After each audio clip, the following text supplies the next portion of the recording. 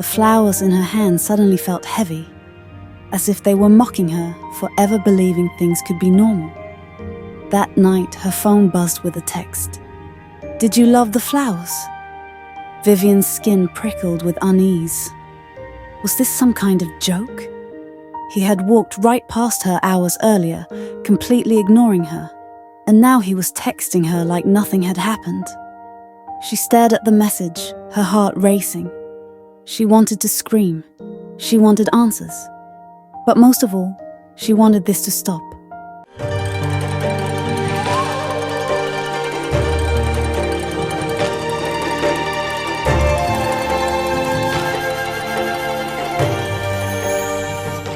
"What the hell are you doing here, you beast?"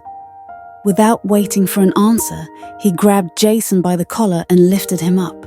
"Get out!" he screamed, shoving Jason toward the door. Jason struggled weakly, his voice cracking as he tried to speak. No, you don't understand.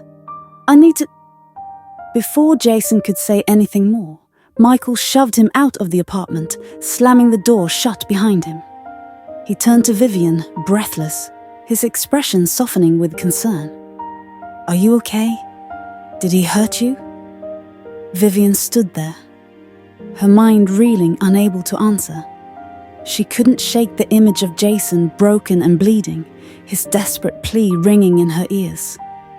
Something was terribly wrong, but now Jason was gone, and the mystery of what he had been trying to say was sealed behind the slammed door. Michael's voice snapped her out of it. "Vivian, are you hurt?"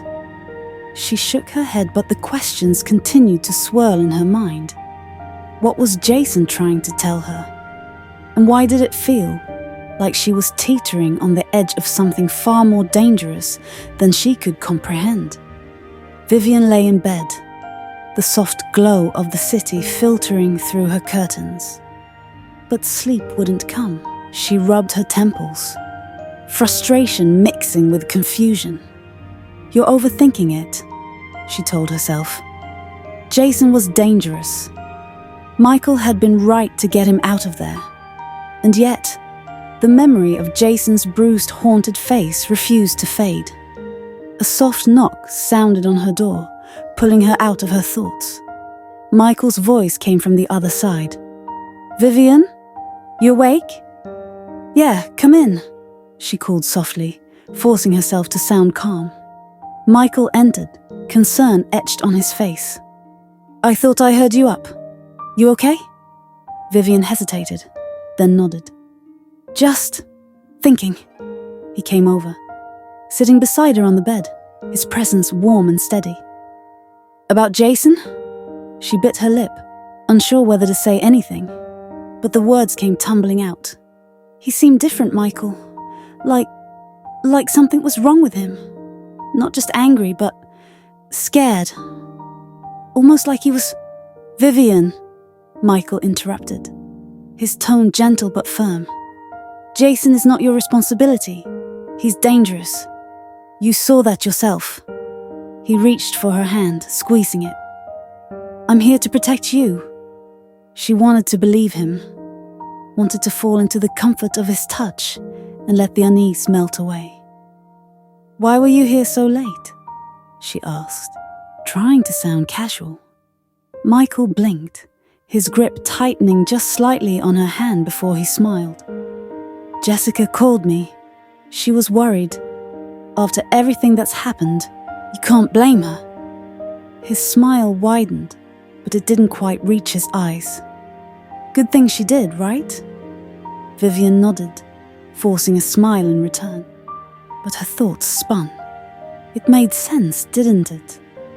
Michael was protective, maybe a little too protective, but only because he cared. "You're probably right," she said softly, though the knot in her stomach remained. She leaned back into his embrace, closing her eyes as he held her close, trying to push away the nagging doubt. As time went by, Jason continued to leave notes everywhere, on her doorstep, inside her mailbox, even once tucked beneath her car's windshield wiper. No matter where Vivian went, there they were, with their strange, unsettling messages that both scared and confused her. Each note reminded her that he was always nearby, watching her. The police had been useless. No matter how many times she reported him, Jason always found a way to keep following her without crossing any legal lines. Vivian had had enough. It was driving her crazy. If the authorities couldn't help her, she'd have to take control herself. She took time to learn his routine. He wasn't as careful as he thought.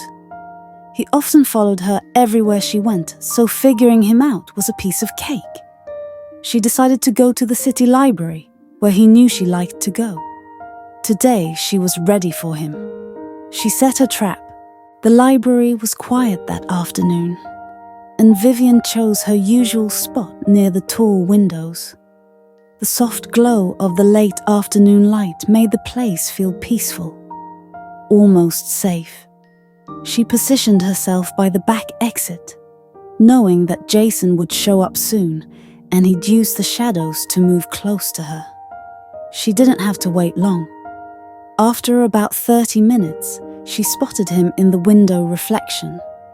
Jason was moving slowly between the shelves, just as she expected, his eyes on her.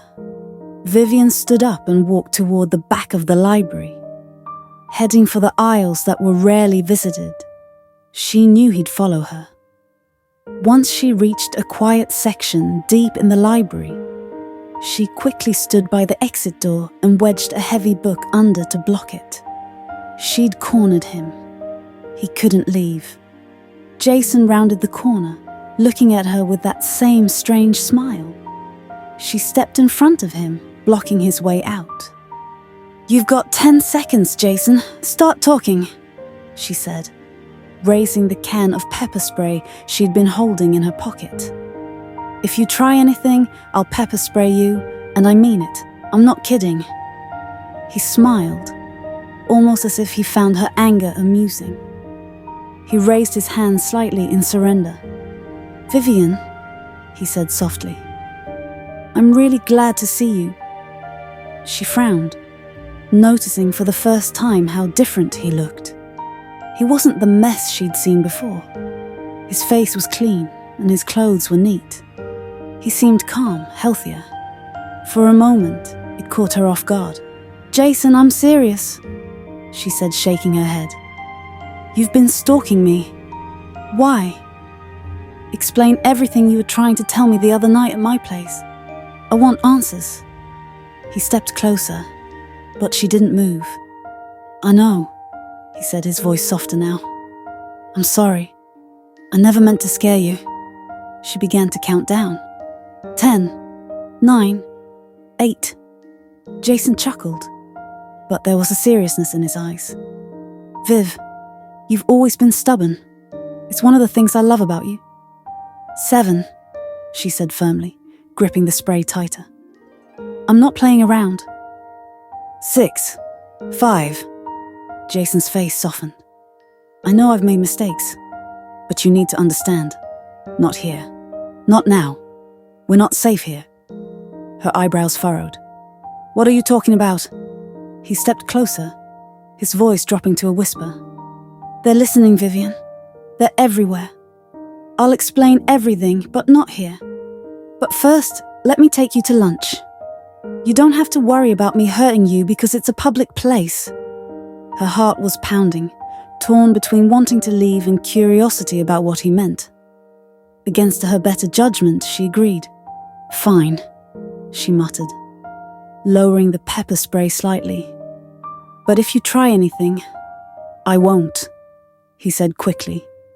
They left the library together, the cool air outside making her shiver.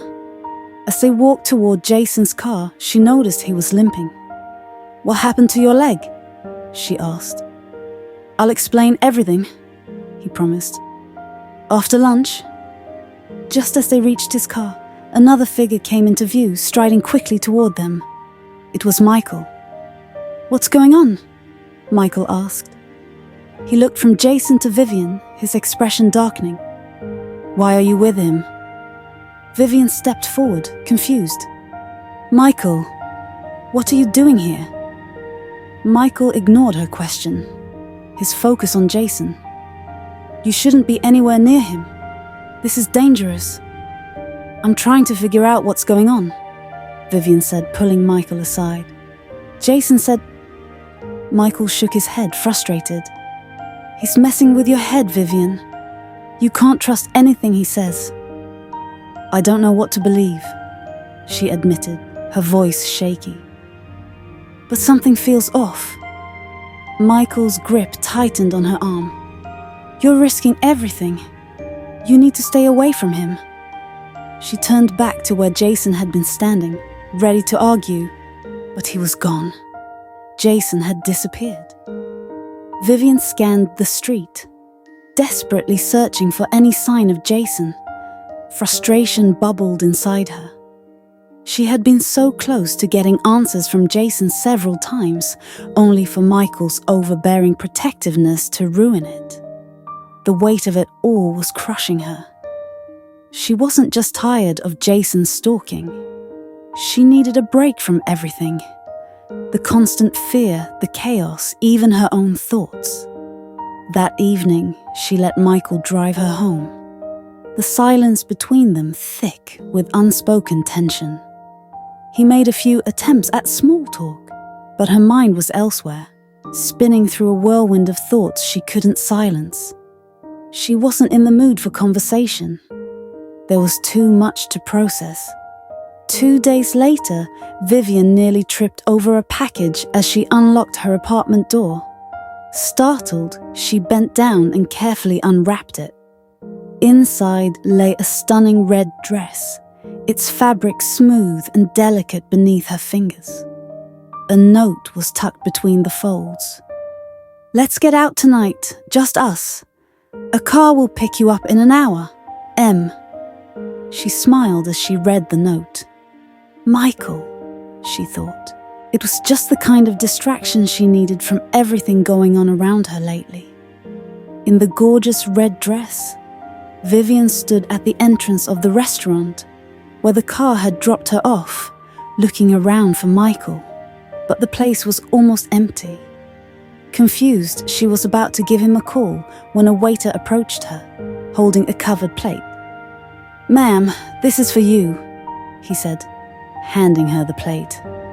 Her brows furrowed as she lifted the cover, revealing not food, but a folded note.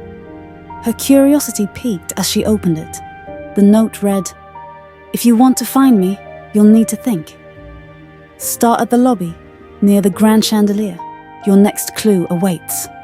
So, Michael wanted to make this a game?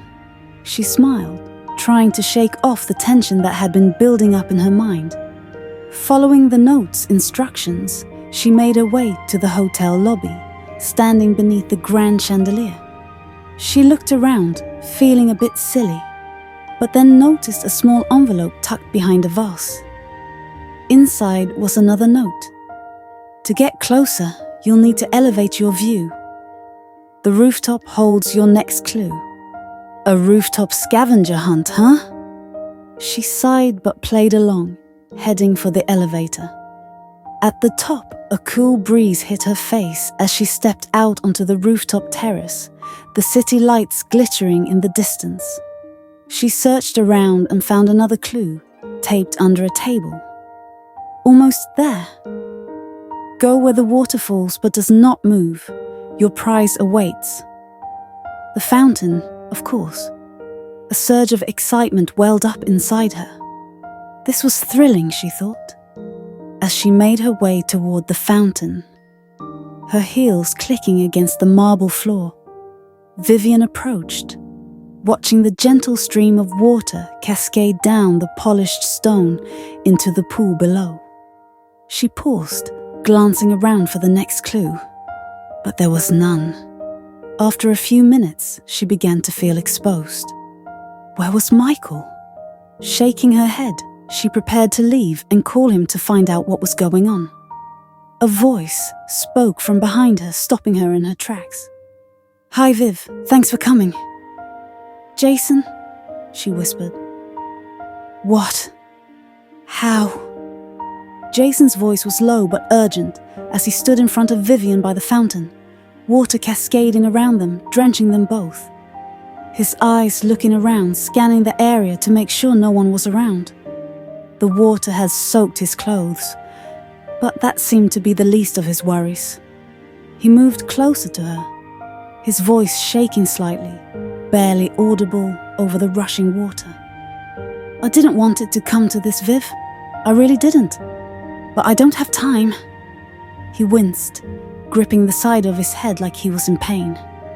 They're listening. They always are, but not right now. This fountain, the water, it messes with the signal. I've only got a few minutes before they get back in. Vivian stared at him, eyes wide with confusion, trying to process what he was saying. What are you talking about, Jason? Who's listening? He leaned in closer, his wet hair plastered to his forehead. There's a chip in my head. The chip, he whispered, tilting his head to reveal a small, barely visible scar behind his ear. It's right here. Ever since the day I went to the hospital for a routine ear checkup. But that day I saw a different doctor, not my usual one. They did something to me, injected me with something. I didn't realize it at first, but a few days after I woke up feeling different. Ever since then, it's been a nightmare. Her breath caught in her chest, and she instinctively stepped back, fear rippling through her. But Jason didn't move to follow her. He just looked defeated, drenched in water and soaked in desperation. I thought I was losing my mind, he said, his voice trembling, each word spilling out in a rush. It started with the blackouts. I'd wake up in strange places, hours missing from my memory, like they'd been wiped clean. Then came the mood swings, anger out of nowhere, paranoia, like my own thoughts weren't mine anymore. But the buzzing sounds, they're the worst. He paused, his eyes dark with fear. I blast music as loud as I can to drown them out, but they never really go away. He ran a hand through his damp hair, the tension in his body palpable.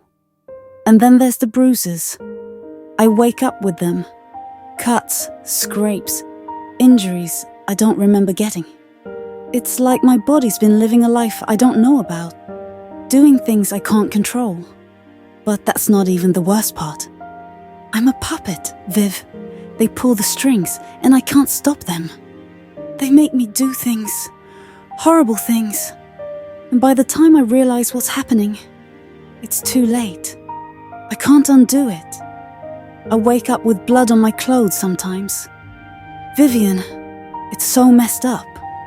His voice wavered as he took a shaky breath, clearly battling whatever was inside him. The limp you noticed the other day, it wasn't just some random injury. Every time I try to fight them, every time I resist their control, they punish me. It's like someone's driving a nail straight into my skull, the pain so sharp I can barely stand it. That day, I fought hard. I tried to stop myself from following their orders, and they almost crippled me for it. Every day, Viv, I live with this pain. It's constant, like they're reminding me who's in control. Vivian stared at him, her heart pounding in her chest. She didn't want to believe him, but the look in his eyes, it was too raw, too real. "Why are you telling me this now?" she asked softly, trying hard not to let the tears drop. Jason took another step closer, closing the gap between them. "Because I don't know how much time I have left. They've been making me do things, and it's getting worse. There's something big coming, something bad. They're making me set up a bomb. I think they want me to kill someone important. A politician, maybe. I've been fighting it. I tase myself once I start to lose grip of myself, but I don't know how long I can hold them off." Her mind reeled, the world spinning around her. This was insane, but the way he looked at her, with a mixture of fear and helplessness, it made her stomach churn. "They're called the Profilers, Viv," Jason said, dropping the name like a curse. "That company you worked with before, the pharmaceutical one. They're behind all of this. They're not just a drug company. They've been experimenting on people for years, manipulating them for their own agenda. And they've been using me as a weapon." Vivian froze. She knew about the Profilers in passing. It was an annex of Marvel Pharmaceuticals. She had worked closely with them in her old job, handled reports, been in meetings with their top executives. But she had never heard anything like this. It couldn't be true. Could it? "Every time I think I can beat them," Jason said, his voice breaking, "they find a way to pull me back in. They have people everywhere, Viv, even the police. Every time I've tried to get help, every time I've been arrested, I've been released within hours. That's why the police can't hold me for long, no matter how many times you report me. They make sure I never stay behind bars for long. They're everywhere. They've infiltrated everything." Vivian's head was spinning, and she backed away from him, water still splashing at her feet as the fountain gushed. "Jason, this is crazy. You sound..." "I know!" He cut her off, his voice rising. "I know how it sounds, but you have to believe me. I've been writing it down, everything. Every time I remember something, I write it down before they wipe my memory again. The notes I've been leaving you, they're the only way I can communicate when I'm not under their control." She looked at him, stunned. "The notes?" "Yes. I know it looked like I was stalking you, but I needed to keep sending you clues. Those notes are hidden messages," he explained, his voice trembling with urgency. "When you put them together, they tell you the truth. They spell it out, everything I can't say. I've included addresses, names of doctors, everything you need to know about the Profilers and what they've done to me." Vivian stood frozen, the realization hitting her like a wave. She thought back to the cryptic notes Jason had left her, the strange phrases that hadn't made sense at the time. The sound of footsteps in the distance snapped them both out of the moment. Jason's eyes widened, and he grabbed her arm gently. "I don't have much time left," he whispered. "You need to figure out the clues I sent you before they realize that I've told you, because they will come for you too, Viv. Please." But before Vivian could respond, before she could process what was happening, Jason's body tensed. His eyes rolled back, and he let out a choked gasp, clutching his head again. "They're back," he whispered, his voice strained. "Run, Vivian. Run before I hurt you." And then, just as quickly as the vulnerability had appeared, it vanished. His face hardened, his expression went blank and cold. He straightened up, releasing her arm and stepping back as if he didn't even recognize her. The moment of truth was gone. The man she knew was slipping back under their control. Vivian's heart pounded in her chest as she stood unsure of what to do next. Should she run, as he said? Or was there still a way to save him?